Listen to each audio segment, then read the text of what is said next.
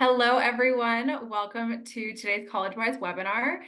It is our first webinar of 2024, and we're so excited to be kicking us off with a bang and helping all of you navigate the college admissions process with as much ease as possible.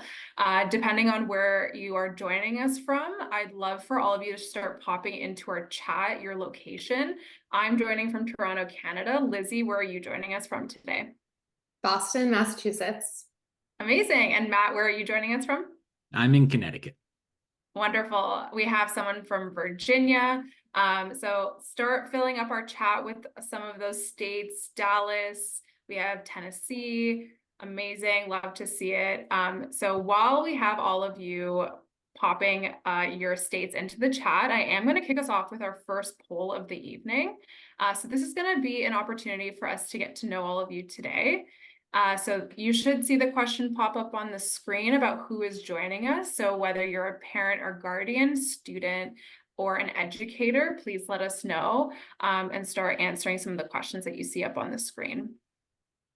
So I'm going to leave that poll up for a few minutes and get all of your answers in. And if we head over to the next slide, I'd love to introduce Collegewise to all of you. So if this is your first Collegewise webinar of 2024 or in general, we are so happy to have you here and we hope to see you at future events as well. But you may be curious, what is Collegewise? What are we all about? Who are these three people up on the screen in front of you, and why should you be listening to us? So Collegewise was founded in 1999, and over the last 20 or so years, we've worked with over 28,000 students and helped them navigate the college admissions process with stress. Excuse me, it's our first webinar of the year, I apologize, and have a stress-free experience. So in fact, we're really thrilled to announce that in 2023, we were actually rated the top undergraduate college counseling service in the country. So we're really proud to share that result with all of you today. And it is a true testament of all the work that we do with our families. We have seen over a 92% success rate for our students getting admitted to one of their top 3 college choices. And a lot of the work that we do comes down to the relationships that we build with our families. And in fact, Collegewise is very heavily referral based. So 9 out of 10 families refer us to their friends and family because of how much work and effort we put into the relationships we build with our students. So that's a little bit about Collegewise. We'll also talk a little bit more about our programs and how you can work with us if that is something that you're interested in. But if we head over to the next slide, I do want to do some quick housekeeping before we dive into the bulk of our presentation. So this session is being recorded, and for all of you who are attending today, you will receive the recording via email. We are also going to be conducting our Q&A at the end of the session. So if you have any questions for Lizzie or Matt or myself, feel free to pop those in the Q&A tab that you'll see located at the bottom of your screen. The one function that we will not be using today is the raise hand function. So again, if you have a question for us, feel free to pop it into the Q&A or the chat, and we will get to those at the end of the presentation. So again, thank you all for joining us. And with that, I'm going to pass the mic over to Matt to walk us through the agenda. All right, everyone. So we'll start with some introductions of Lizzie and I so that we are not just random people on your computer screens, give you a little bit of our background. And then we'll jump into just a general state of college admissions. What's the landscape looking like right now? What has it been like for current seniors?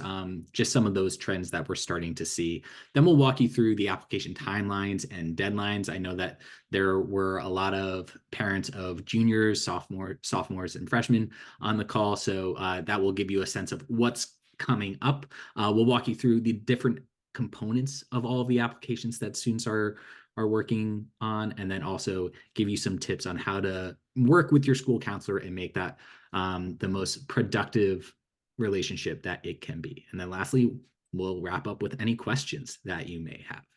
So as I said, I want to introduce myself. My name is Matt Doyle. I am a counselor based in Connecticut, but I work with students throughout the country. This is my second year with Collegewise, but I've been in this admissions world for over a decade, having worked on quote unquote both sides of the desk, as we like to say. I've worked at 2 different colleges in their admissions offices, and then I also worked at a small independent high school just outside of Denver, Colorado for several years. And one of the things that I really love about my time here at Collegewise is helping students avoid some of the mistakes that I saw them make when I was on the admissions side of the desk. Thank you so much for being here this evening. Thanks, Matt. My name is Lizzie Leonard. I'm again talking to you tonight from Boston, Massachusetts. This is also my second year here at Collegewise, and I have also been on both sides of the desk now. I started off my career in admissions at Northeastern University, just up the road here in Boston, where I was there for about 5 years as an assistant director of admission. Actually got to travel to Matt's high school and meet him on the other side of the desk. And then transitioned to an independent school for a year as the director of admission before coming to Collegewise because I missed high school students too much. So really excited to be here tonight with you guys to chat about all things admissions, and we will jump right in. So before we kind of dive into all the nuts and bolts of the application process, everything that's important to think about, we often find that it's really helpful to kind of level set a little bit and talk a little bit about what's happening out there. There's so much buzz and so much discussion about the college admission world. And it can sometimes feel like it's harder than ever to get into college these days. That's certainly what I hear from a lot of families, what I know my mom calls me on the phone and says all the time. That's sort of like what is happening out in the world. And while this statement that it can be harder than ever to get into college these days is certainly true for a small slice of this beautiful pie chart we have over here, when you kind of zoom out and look at the larger landscape, it becomes clear that there are so many colleges and universities in just the United States alone that, first of all, you might be interested in, and second of all, that would be really interested in having you as a student.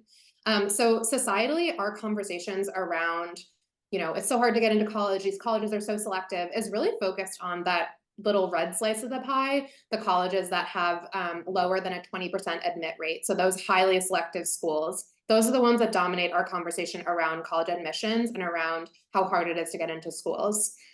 And a lot of our conversation is also focused on that blue slice, which is colleges that have a 30 to 40% admit rate.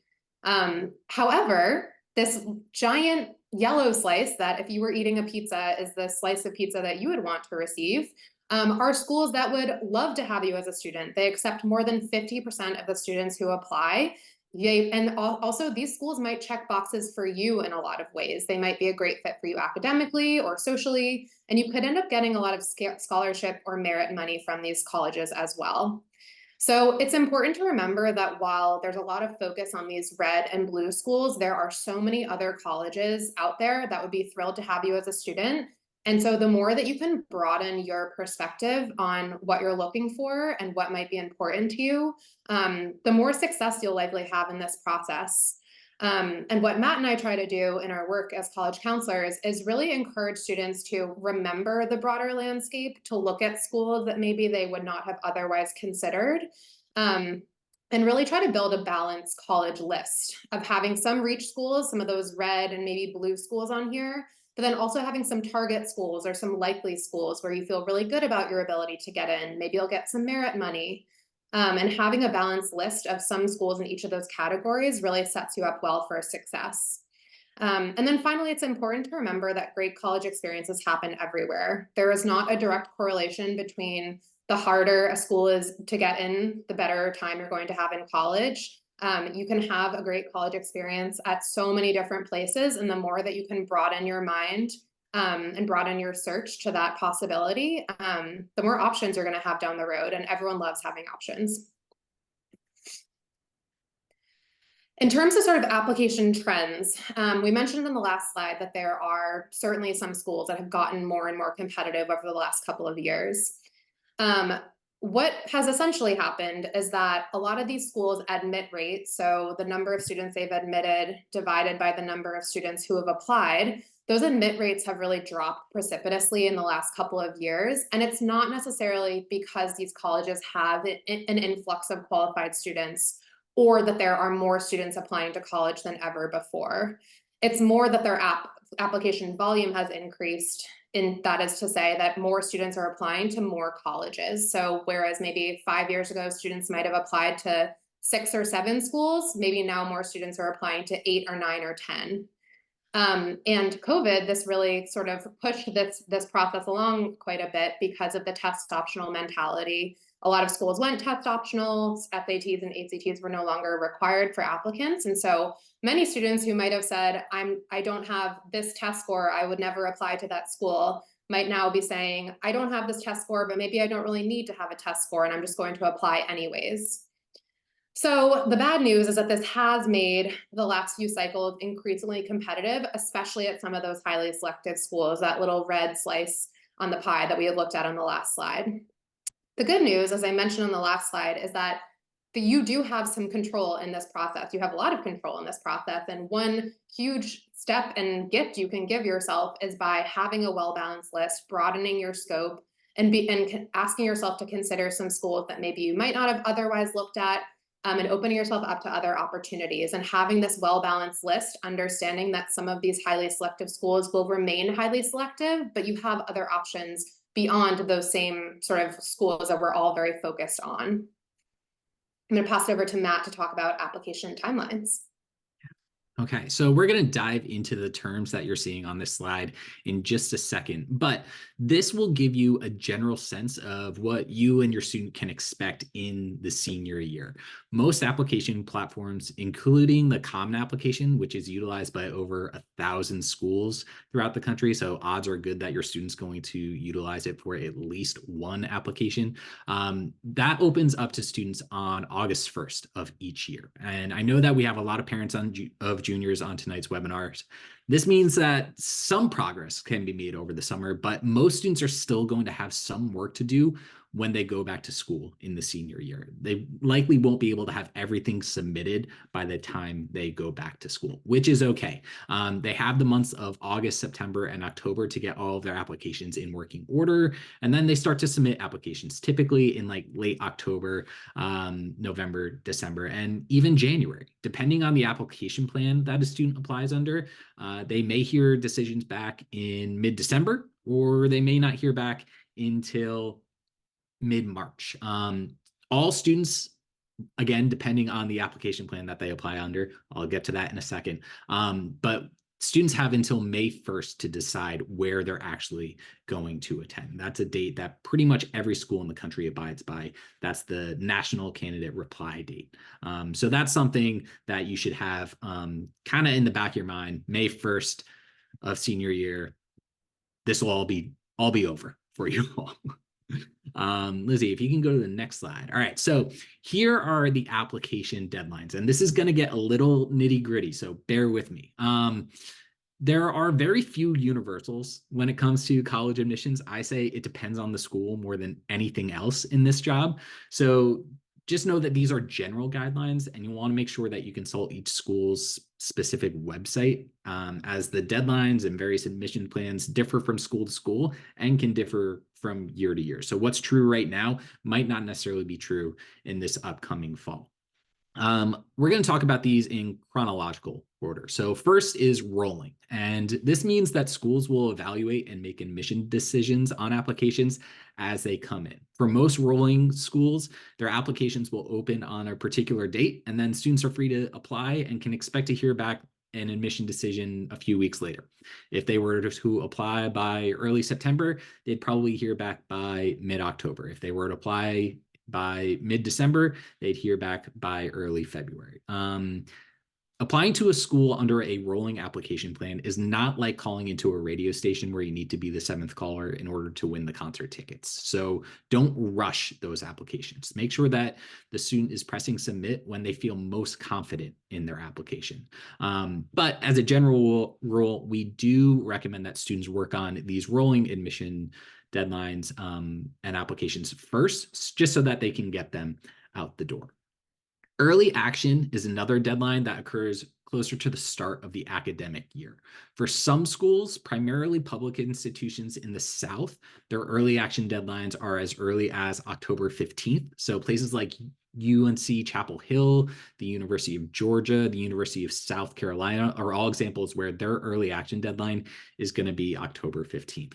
Outside of this, though, the most common early action deadlines will be November 1st or November 15th, but some schools still have early action deadlines that bleed into December or even later. So again, you'll want to make sure you're checking every school's specific website for their deadlines. I'm a big fan of early action. Students still have until May 1st to make their decision. There is no binding commitment when a student applies early action. Yes, it requires students to have their act together in order to meet those earlier deadlines, but as long as they're able to do that, they have the opportunity to get their applications out the door earlier. They can enjoy more of their senior year, and they'll also hear back earlier, which can give them more time to visit schools as an accepted student if that's something that they're interested in doing.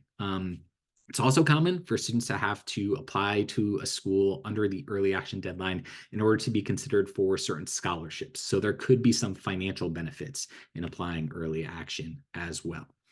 Early decision is the one plan on this list that does carry a binding commitment. If you are applying early decision to a school, you're saying, if you let me in, I'm going to come. This is the only place I want to spend the next 4 years of my life.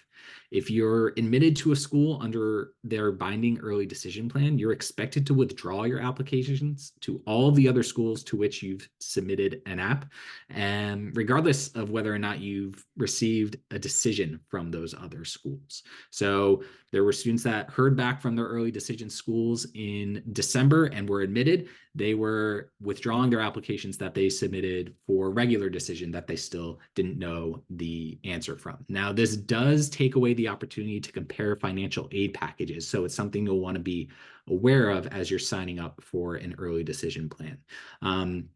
Additionally, you're going to be expected to submit an enrollment deposit, typically within 2 to 3 weeks from receiving your decision. So those students that were admitted early decision this fall, they're typically sending in their enrollment deposits around now for those schools. Now, some schools only offer 1 round of early decisions. Some schools offer 2. The only difference between ED1 and ED2 are the deadlines and the amount of space remaining within a class. Most early decision 1 deadlines are either November 1st or November 15th, and most early decision 2 deadlines occur sometime in January.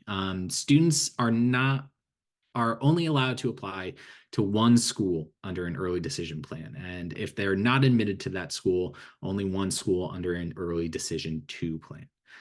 Some people view early decision as a backdoor into a highly selective college or university, citing higher acceptance rates in the second or in this round compared to regular decision, but I view it as a numbers game. The entire class is open in early decision, and the applicant pool is smaller. By the time regular decision rolls around, at some schools, half or even more than half of the class has been filled with students from early decision, and the applicant pool is much larger. But early decision is not a silver bullet. A student who's below profile at a school will not see their chances improve dramatically if they apply under early decision rather than regular decision. All right, so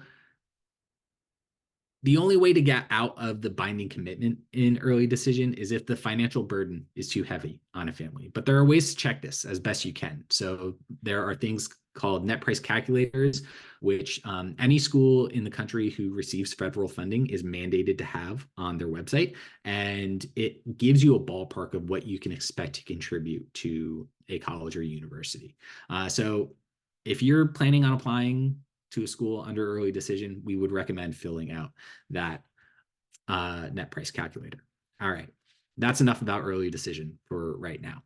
Another deadline is regular decision. These can be as early as November 15th. The University of Washington, for example, only has 1 deadline, and it's November 15th, or they can be as late as March. Regular decision allows students more time to get their application materials in, and because it's non-binding, gives students until that May 1st date to make their college choice.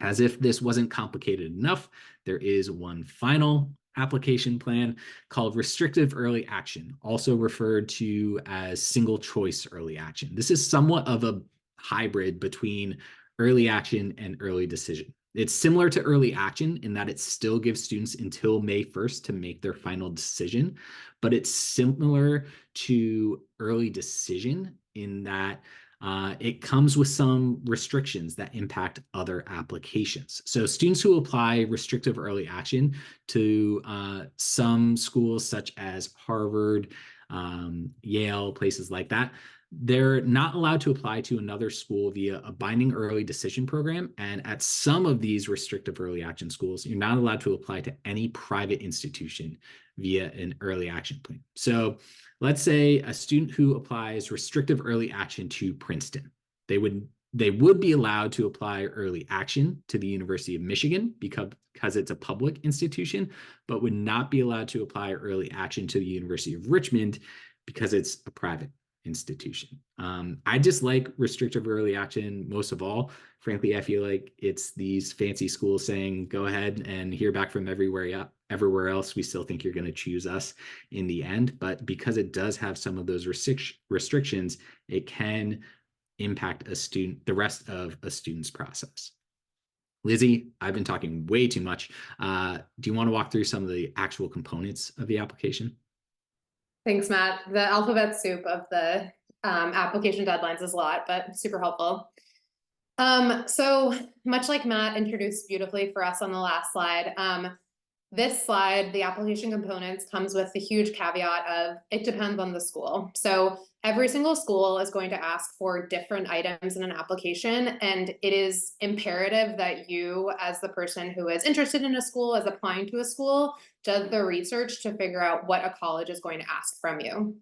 So here are some of the general things that most colleges might ask for. And as a very broad overview, typically the less selective the school, the fewer of these things that might be required of you in order to apply.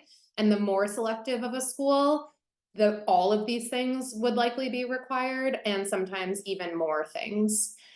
We're going to talk about each of these in greater depth on the following slides, but just sort of a very broad overview. Academics includes both the rigor, how you've done in your classes, so the grades on your transcript, and also something that I think a lot of families don't consider quite as much, which is the rigor of the classes that you've taken. So how much have you challenged yourself within the context of what's been offered to you? Which is why it's so important for admission officers at colleges and universities to know the context of a student's application. What has been offered to you in high school, and how much did you challenge yourself based on what has been offered to you? As it's not fair to compare two students from two different high schools who've had vastly different academic offerings. Standardized testing and essays and activities we'll dive into more fully in the next couple of slides. Letters of recommendation requirements really do vary quite a bit by school. Some less selective schools might ask you to only submit a counselor recommendation. Some schools might not ask for any letters of recommendation at all. Most highly selective schools will require both a counselor recommendation and 2 teacher recommendations. And this counselor recommendation, which we'll come back to on a few slides later, will come from your guidance counselor or your college counselor at your high school. And they're aware that this is part of their job. They're ready to write this for you, but many schools will require that as well. And then something that's not even included on this slide, but is another good, it depends to be remembering, is that some schools, especially some of those highly selectives, will ask for items that are miscellaneous and not even included here. Especially if you're applying to a more specialized major, like maybe architecture or music performance, you might be asked to do an audition or submit a video or a portfolio. You might be asked to do a case study. You might be asked to do an interview after you apply. So there are a lot of other things that schools might ask you to do. And it'll be interesting to see in coming years whether these sorts of things like videos end up increasing more. But important to remember that while there are sort of these more standardized things across applications, colleges, especially some of the highly selectives, might even ask for more work on top of all of this. Another application factor that is not sort of neatly captured on that last slide, but is super important, is this idea of just bringing students to campus who have strong character. And I remember this from when I was at Northeastern and I was reading thousands of applications every year. While you can't say like this student has good character or this student has bad character, it's a little bit more of a sort of nebulous attribute to be coming across. Colleges want to bring students to campus that will enrich their campus. So they're interested in students who will be good roommates, good peers in the classroom, good, players on the soccer field, good members of the marching band. They want students not only to just be bodies on campus, but actually be positive contributors to the campus community. And this is why we have this concept of holistic admission, which basically just means that you are being assessed as an entire applicant throughout your entire file. You're not merely just a GPA or an SAT score. And so this sort of sense of the contribution that you would bring to a college campus and how you would positively contribute to a campus community is really important to colleges. And there's, so sorry, my fire alarm's going off. So I'm gonna let you finish this slide, Matt. Okay, so yeah, just as Lizzie was saying, colleges are not just looking at you in the context of this is your GPA, this is your test score, this is going to be an indicator of whether or not you are a quality applicant. This is they are looking at how are you going to come in and impact our community, both inside the classroom as well as outside. All right, so let's dive into some of the actual components of the application that Lizzie was talking about earlier. The first is academic performance. Just like she said, students are not just a GPA. A reading of a student's academic history is far more nuanced than your GPA number. Having worked at a private school, I was often asked by families how the students I worked with were evaluated compared to those who went to the public high school down the road. And part of an admissions officer's job is to get to know the schools in their geographic territory. As Lizzie mentioned, she worked with my high school, so she knew what a strong profile from Kent Denver looked like compared to a strong profile from Cherry Creek, which was the public school down the road. In terms of the GPA, this is where every school throughout the country will vary. Some schools recalculate GPAs based off of their own formulas, where they take away any weighting and only look at core classes. So electives are not considered. Others are recalculating GPAs where they don't take into account a student's first year of high school. And then other schools still won't recalculate a GPA at all, and they'll just utilize what appears on a student's transcript. But as you listen to admissions officers throughout the coming years, you'll notice that they're not saying they're looking at a student's GPA and test scores. They're saying they're looking at a student's academic profile. And this also factors in a student's course selection. A student can't be penalized for not taking AP classes if their school doesn't offer AP classes. So it's not as simple as counting how many advanced level classes a student has on their transcript and then taking whoever has the highest number on their list.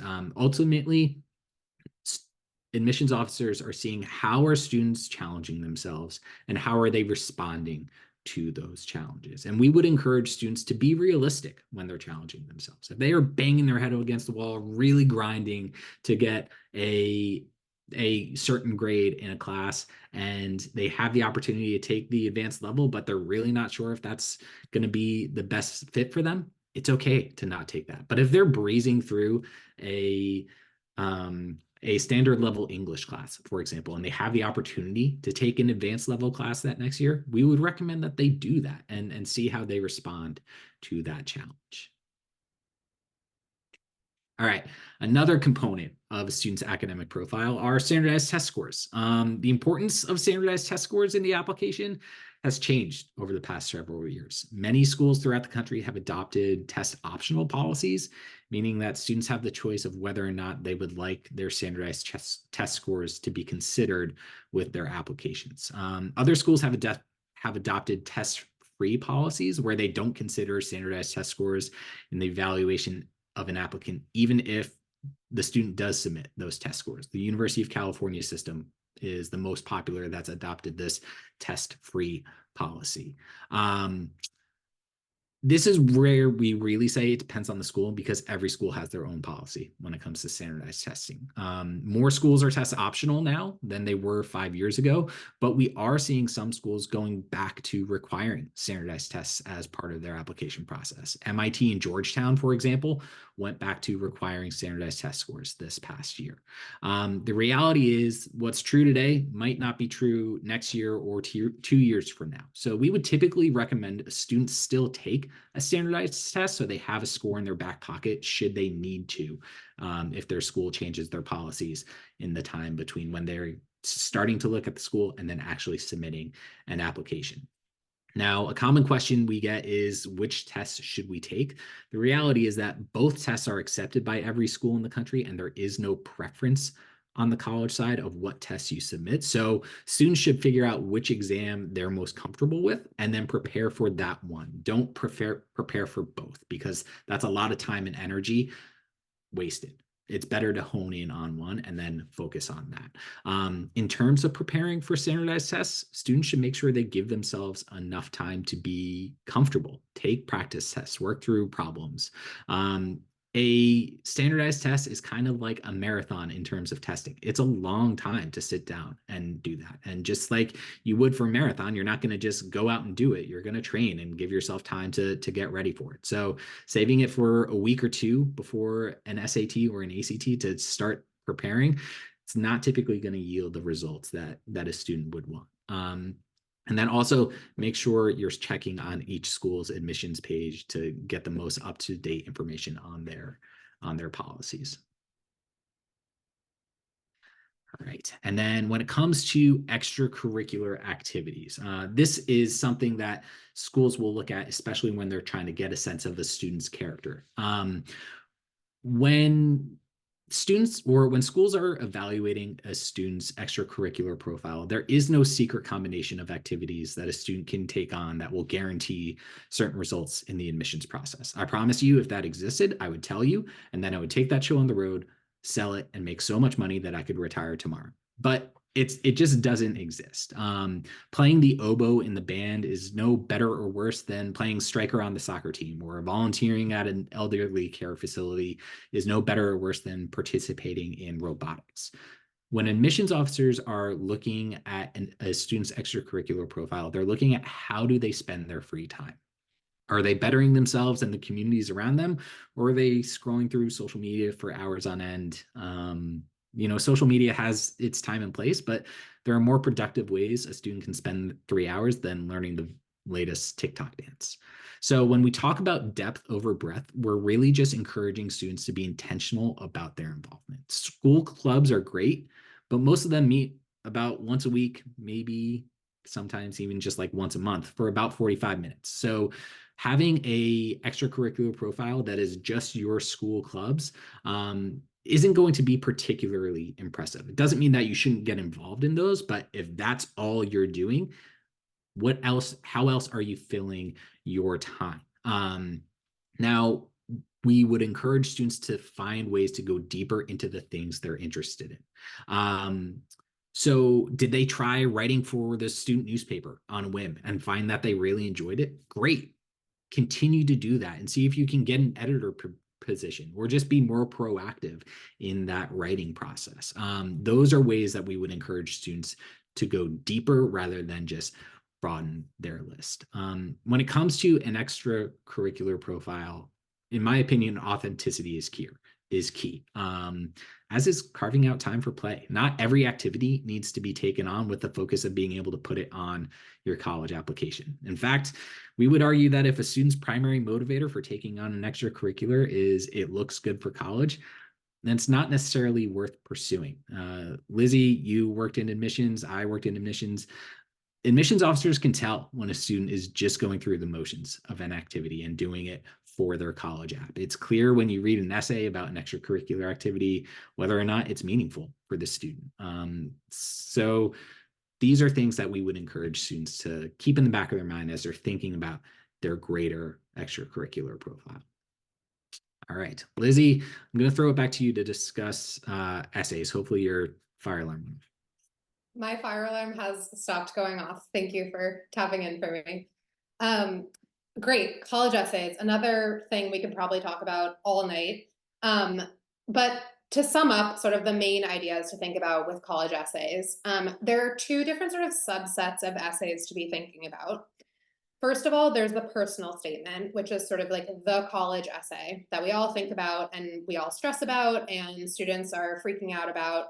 And that's sort of like one essay that you will end up writing for submission through the Common App or the Coalition application, and will likely send out to a ton of schools. So sort of one 650-word essay, a longer essay on a topic of your choice. It can be about pretty much anything.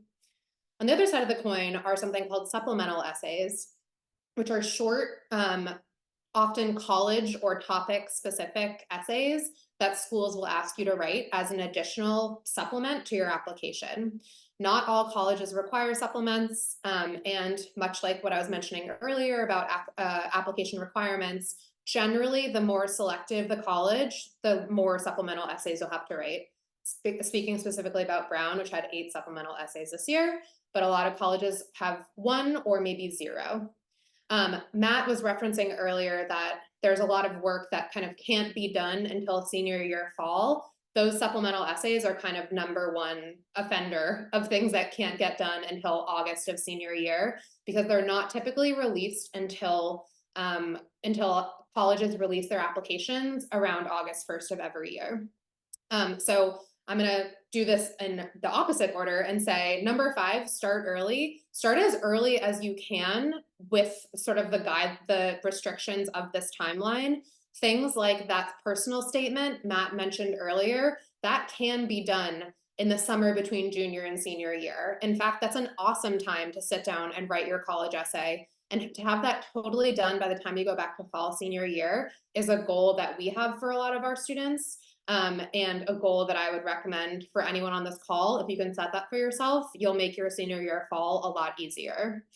And then for those supplemental essays that you kind of can't really start until the fall of senior year, it is frustrating to have to sit around and wait for that. But remember that, first of all, there are a lot of common topics. For example, it is very likely if you're applying to selective or highly selective schools that you'll have to write an essay about why have you selected the major that you've selected? Why are you interested in studying this?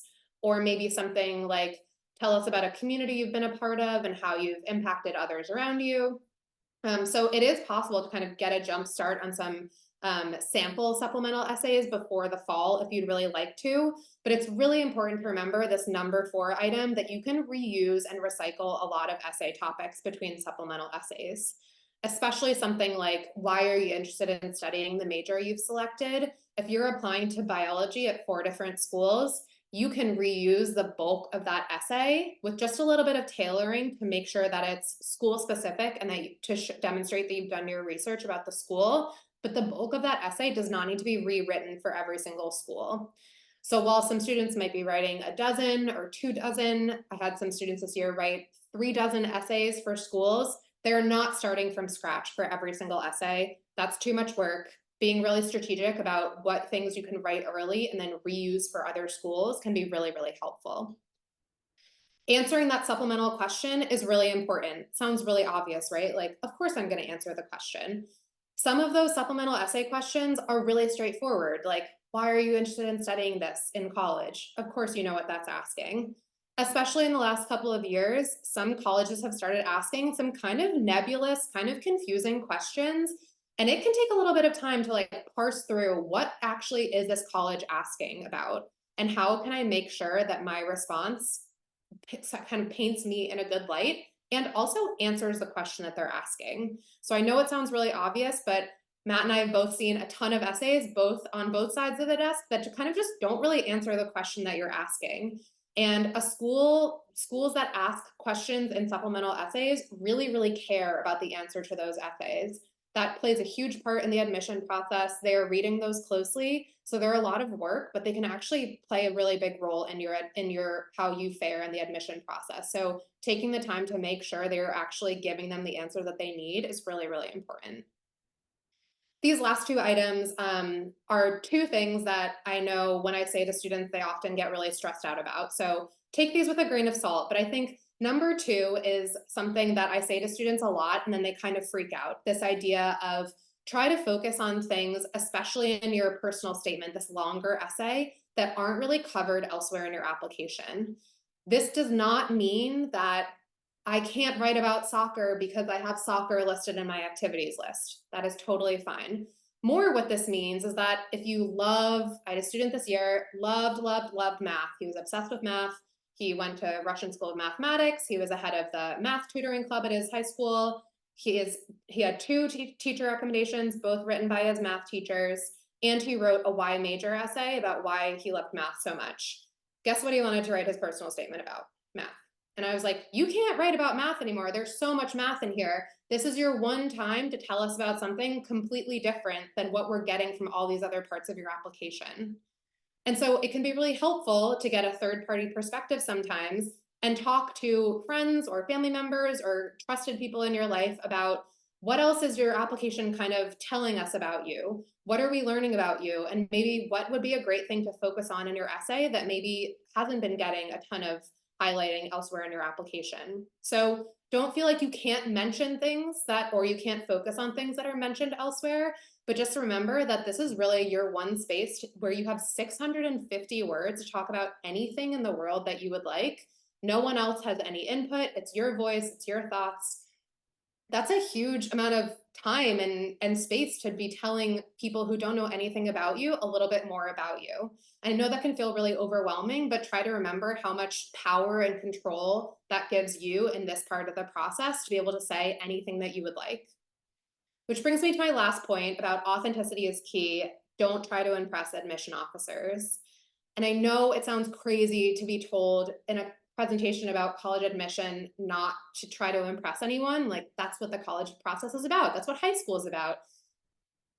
Try to let your accomplishments, your coursework, your recommendations, your activities, try to let all of that stuff do its impressive work on its own. You will be impressive in your own ways by virtue of all of the things that you've done in high school. You don't need to spend the essay. In fact, please don't spend the essay trying to impress an admission officer who is reading your application. Matt mentioned this earlier, but that is totally transparent to an admission officer. They can absolutely tell that a student is just trying to list out their accomplishments or find sneaky ways to talk about all of the impressive things that they've done. It's really transparent and it doesn't sound authentic, it doesn't sound like you.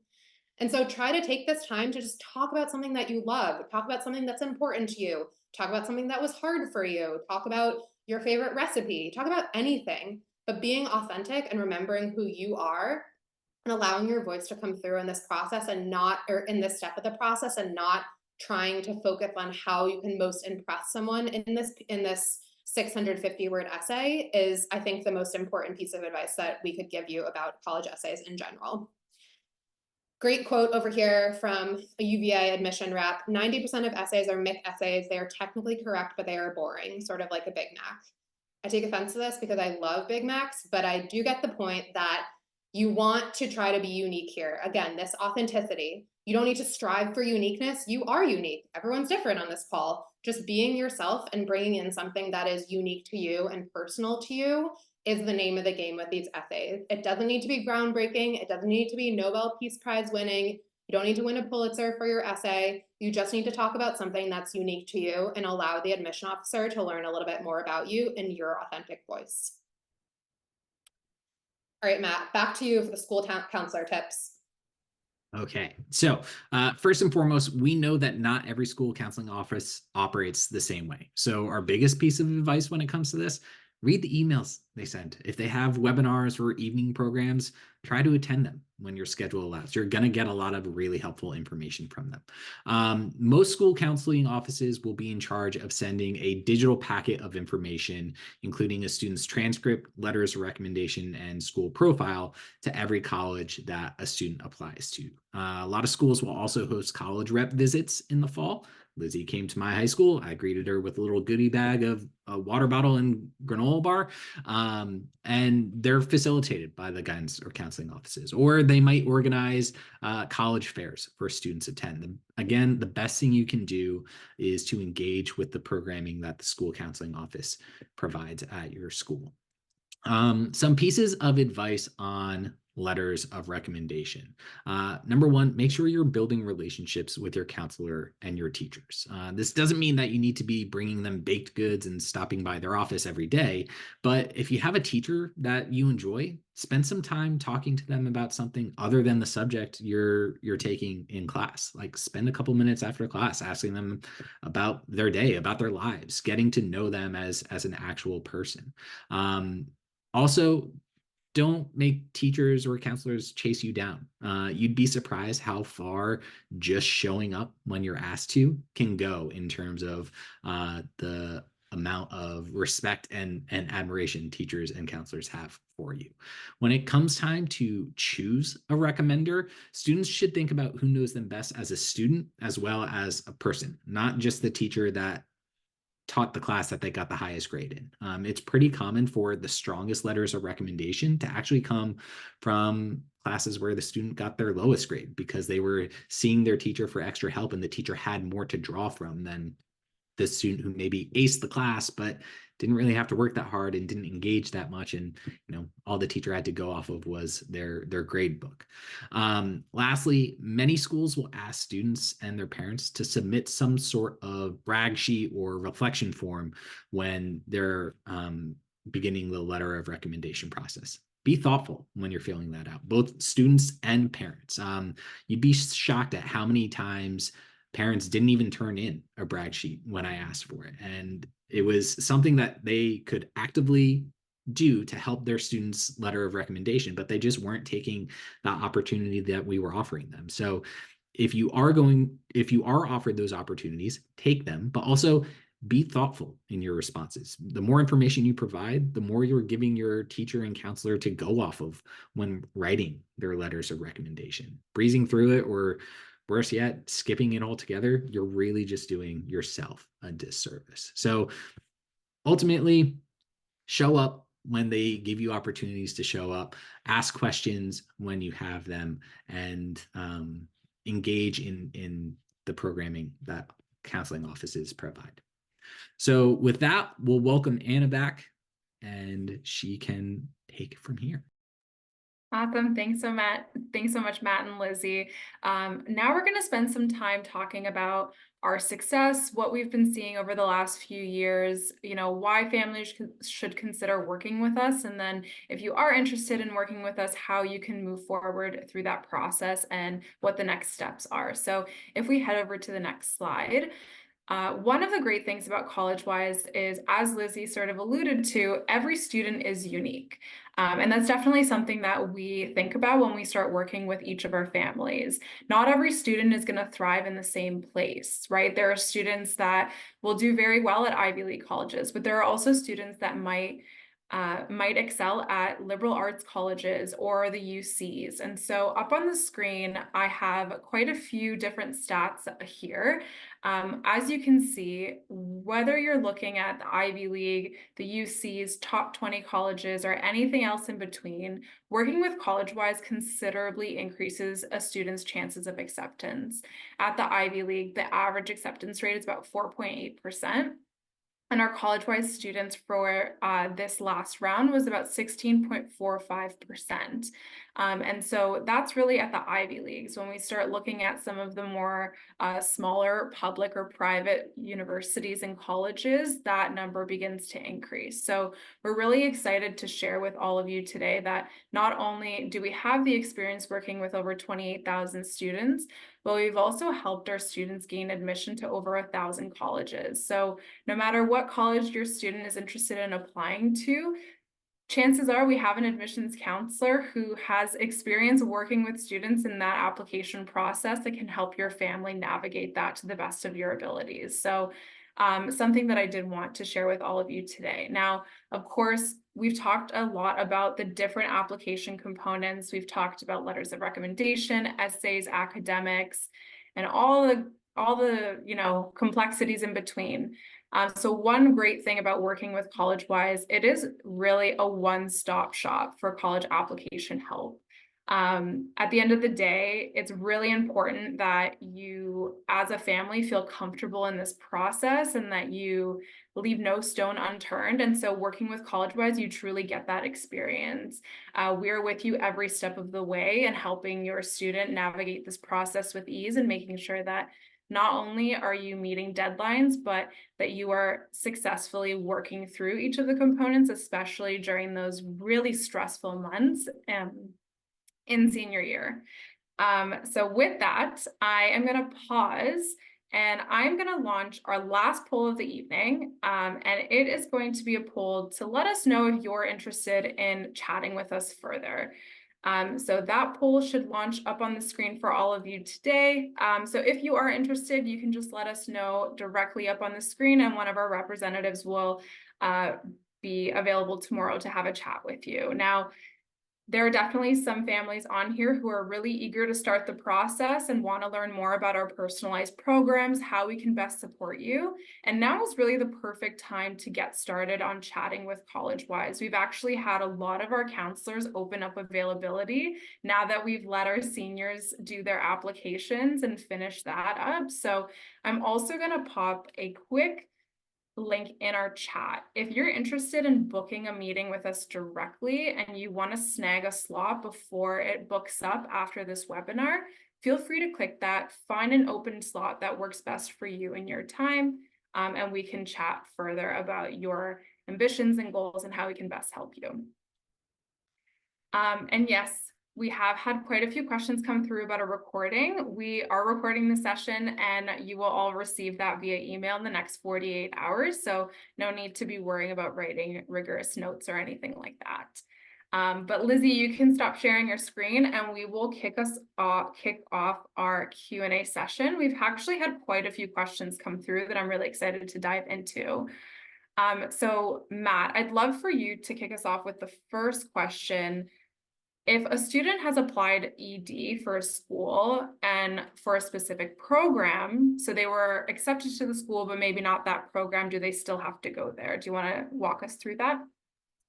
Yeah. So like I said earlier, it depends is going to be one of my most common answers in this. And it does really depend. Most schools throughout the country, if you are not accepted for your primary major that you indicated on your application, that binding commitment does go away, but there are some schools that allow you to list your secondary choice major in your application. And for some, they might still have that binding commitment. So that's a great question to ask admissions officers when you are interacting with them, because it shows that next level thinking. But a blanket answer doesn't really exist because every school handles it differently.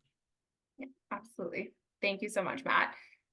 We had a question come through about the personal statement and essays in terms of, are they still as important as they once were? So Lizzie, do you want to answer that question and let us know where they stand in the admissions process? Yeah, that's a really great question. I think that essays, I can't predict the future. I wish I could, but I anticipate that essays may be taking a change in the next couple of years with the rise of ChatGPT. There is far more ability for students to not be turning in things that is their authentic work. And so we even saw some schools this year try to add in a little bit more, some alternative ways of gauging students' readiness for college that is not necessarily written. So things like video interviews are becoming a little bit more common than perhaps they were in the past. I think this year will be really telling since this is sort of the first application cycle where ChatGPT was widely available for students. So I think it'll be interesting for us to see sort of how the chips fall after this application cycle. But if I were a betting woman, I would bet that essays could potentially become less and less important, and there might be alternative ways of gauging student readiness for college. But as it stands right now, and as it stood while Matt and I were in admissions, essays are super important, especially for colleges that really value the power of written word and written exploration. Like, it's really nice for colleges to see that students can express their thoughts on paper. So they have been important, they remain important, and we'll see for next year. Yeah, absolutely, Lizzie. So we've had a few questions come through about extracurriculars. And Matt, I know you talked a little bit about this, how extracurriculars look different for every student. There's no criteria that a student needs to meet or anything like that. So do you have any advice for students that may be at the early stages of extracurricular planning? Yeah, try everything. When you are going through high school, like exploration is great, and I think that's something that a lot of colleges like to see because it demonstrates that you're going to be that type of student that once you get on their campus, you're going to try a lot of things out. So try everything, and there is no expectation from a college admissions officer that you stick with every single thing that you do all 4 years. It's okay to try speech and debate your freshman year and realize, oh, this really isn't for me. But then maybe you like the research aspect. So going into mock trial or model UN is a pivot that you make. There's no harm in trying something. So in terms of early planning, anything that sounds of interest to you, go for it. Yeah, absolutely. And we've heard this myth about extracurriculars needing to be tailored specifically to the student's major, right? Is there any wiggle room? Can they work outside of that? Do you want to speak to that a little bit? Yeah, I think you're absolutely able to work outside of it, and sometimes it can actually work in your favor, right? If you are a student that is planning on applying for engineering, right, and all of your extracurricular activities are geared towards STEM and robotics, right? That's great, but that's also going to be true for most of the students in that engineering applicant pool. So if you are a student that's applying for engineering, but also one of your extracurricular activities is slam poetry, well, that's something that's going to stick out in that applicant pool. So not everything needs to align with your major, because a lot of schools, I read applications for a small liberal arts school, but like a lot of students change their major throughout their 4 years of college. So having everything lined up for this one period of time where you might actually change your mind, can be a little funky. So again, my biggest piece of advice is try everything, but then also like try the things that you actually have an interest in.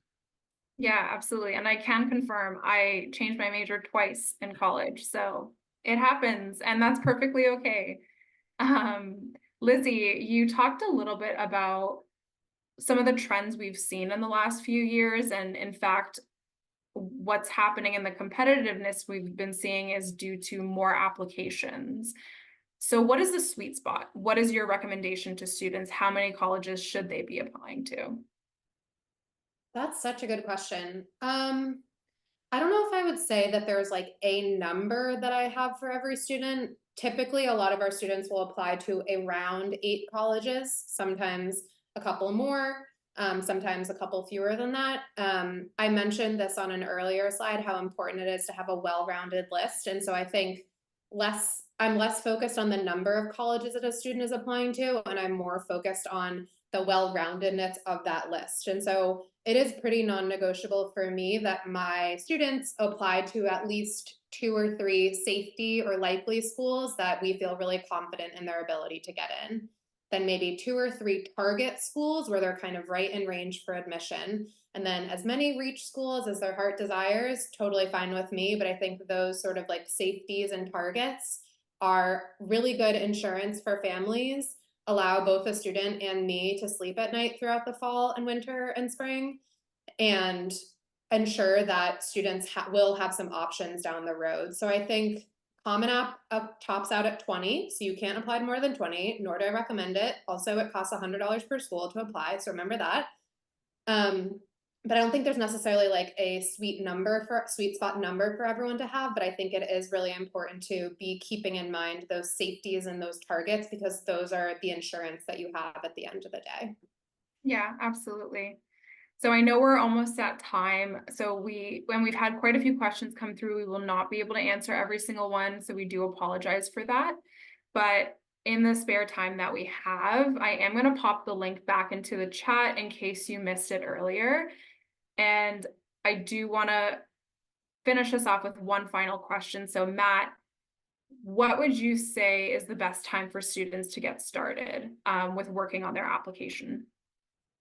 Yeah, so starting working on their applications, I would say a good timeline to shoot for is to start their essay right around the end of the junior year. But before you start your essay, you need to start thinking about like where might you be interested in. So starting college research around now is actually a pretty common time for students to have this second semester to research, to start doing their standardized testing should their plan allow for that, and then really make good progress over the summer. But in terms of starting, now's a great time. Yeah, and I will say too, I think one thing that students often forget is everything's connected. Lizzie, you talked a little bit about this when you said you can talk about some extracurriculars in your personal statement, your academic rigor. It doesn't just happen overnight. This is years in the making. So while you may not necessarily be working on every application component in grades 9 and 10, you are setting up the foundation. So that's definitely something that families should start to think about as they consider their options. But again, I want to thank you all so much for joining us this evening. Lizzie, Matt, thank you so much for sharing your wisdom, what you've learned from behind the college admission scenes and as a college counselor. And again, we hope to see you at future events for those of you who are tuned in. But with that, I wish you all a wonderful evening. Thank you so much.